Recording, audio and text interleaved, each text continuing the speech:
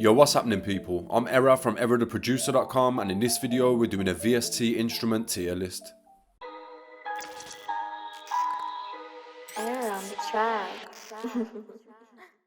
Obviously these are just my opinions, so let me know if you agree or disagree in the comments. Altogether there's 20 plugins on the list, and we're going to be starting with augmented voices. I think out of the 3 augmented plugins, this has got to be the worst one of the bunch. The piano and the strings have got like a realistic sound to them, whereas I don't think the augmented voices has. As a standalone as well, I'm pretty sure it's like $100, so it's on the pricey side. For those reasons, I think I'll put it in Meh, I'll use it. Next up we got Korg Triton. This one's a mad iconic plugin because I know it's been used in loads of hit songs. There's actually a video from Av McCree where he tells you some of the presets that were used in these massive songs. A lot of them songs are from the early 2000s though, and the sounds to me are just a bit outdated. I do open this plugin from time to time to use some of the bass sounds, but other than that it doesn't really get used. So I think that's another one that's going in the Meh, I'll use it here. Alright, next we got Zebra 2 by You Hate Audio. Now I have used this plugin a few times and I know that it's pretty crazy when it comes to sound design. I'm the type of guy that likes to open a plugin and browse through a bunch of presets, whereas Zebra 2 feels like it's a lot more aimed towards sound design. I'm used to sound designing in plugins like Serum and Vital, so some of the workflows in Zebra 2 took some getting used to. So yeah, I think Zebra 2 is going to go in the OK tier.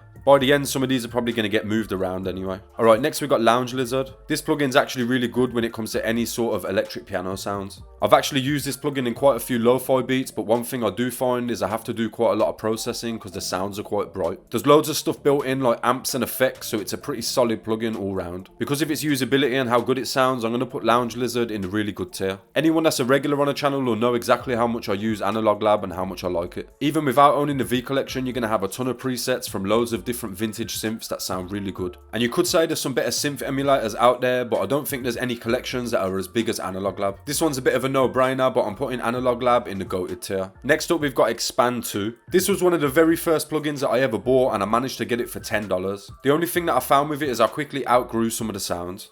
And that's not me saying they're not good, because the sounds that come with Expand are actually really nice. I just found that when I added more plugins to my library, the Expand sound sort of just phased out. See, the thing is with Expand, if you had to pay full price of $100 for it, then it's going in the OK tier. But let's say you get this plugin at a good price, and it does actually go on sale quite a lot, then it's going in the really good tier. The Augmented Grand Piano by Arturia is actually a really good plugin. I remember being really hyped for this one to come out because we had the Augmented Strings plugin, which was really good, and yeah, we had augmented voices, but I was really hyped for this. And in all fairness, Arturia delivered with this one. This plugin's really sick if you want to layer your pianos with stuff like pads or strings or whatever. There's 4 different sound slots where you can add like samples and synths and stuff, so with this you can get really creative. There's only one thing that really lets this plugin down. This plugin eats your CPU like crazy. And that's going to be the only reason that this plugin's not going in the goated tier, so Augmented Grand Piano is going to land in really good.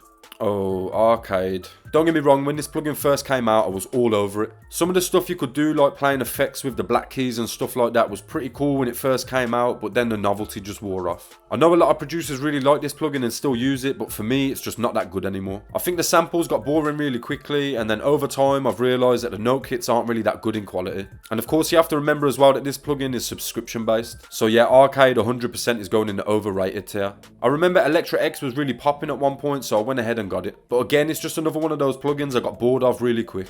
I think to get the most out of Electra X, you have to keep updated and buy new banks. Unless you want to design sounds for yourself, but if I'm doing that, then I'm going to be using Serum or Vital. And I don't know man, there's something about the GUI that I just don't like as well. I know this plugin still gets a lot of use, so a lot of producers are going to disagree with me, but Electra X is going in overrated as well. I'll be honest, I threw Flex on the list because I had 19 plugins and I couldn't think of a 20th one. Considering this is a stock instrument, it's actually sick. I've made quite a few sick trap beats with the guitar sounds, and the pianos are actually really nice too. Considering it's technically free and it comes with your DAW, I'm going to be putting Flex in OK.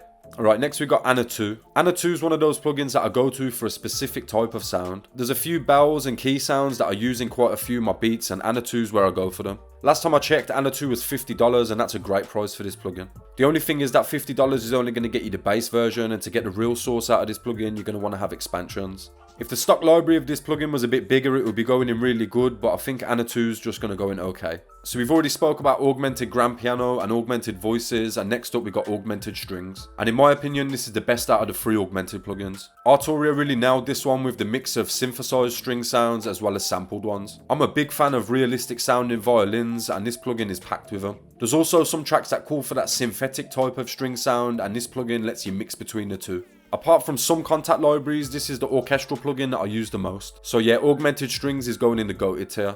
When I first started producing, I remember all of the videos to do with VST plugins contain Omnisphere. Over time, that's faded out a little bit because a lot of these other alternatives have got better. I personally think that Analog Lab is a lot better value for money than Omnisphere is. Don't get me wrong, the amount of sounds that comes with Omnisphere is just ridiculous, but I think that can be its downfall. Omnisphere is another one of those plugins that have been used to make countless hit songs. And in fairness, I do see myself still opening Omnisphere a lot. But then on the other hand, there's a lot of plugins that I use more than it. So I think I'm going to put Omnisphere in the OK tier. Similar to Contact, this plugin relies on libraries to run. I've been through the piano book and downloaded loads of free libraries that sound amazing.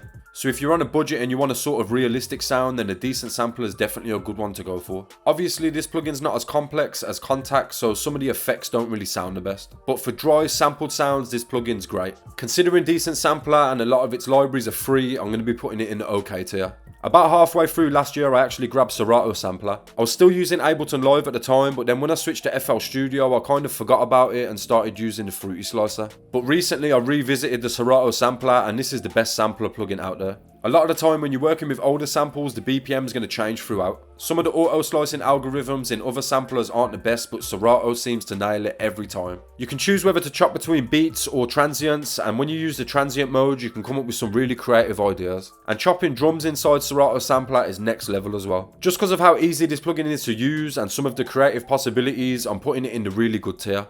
I don't really need to say much about Contact. If you're looking for that sort of realistic sound, then it's the best plugin out there. It's another plugin that's going to require libraries, but I don't really care. This plugin's going in goated. Next, we got Labs by Spitfire Audio. This is another plugin I don't really need to say much about. The fact that this plugin is free is just ridiculous.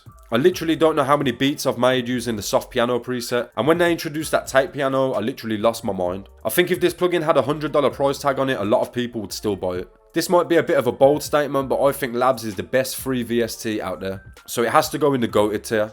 Alright, next we've got Vital, but I'm actually going to be doing Serum and Vital together. Now the thing is, I own Serum before I own Vital. My honest thoughts are that Vital is as good as, if not better than Serum. There's something about the GUI of Vital that just makes it a bit more user friendly to me. And that might sound silly, but some of the animations that are in Vital help me understand what's going on with the sound a bit more. These are both sound design plugins, so I'm not going to base them on their presets, I'm more basing them on usability. And yeah, if I'm designing any sounds, I'm definitely going to Vital before I go to Serum. So I think I'm going to put Vital in really good, and then Serum's going to be just below it in OK.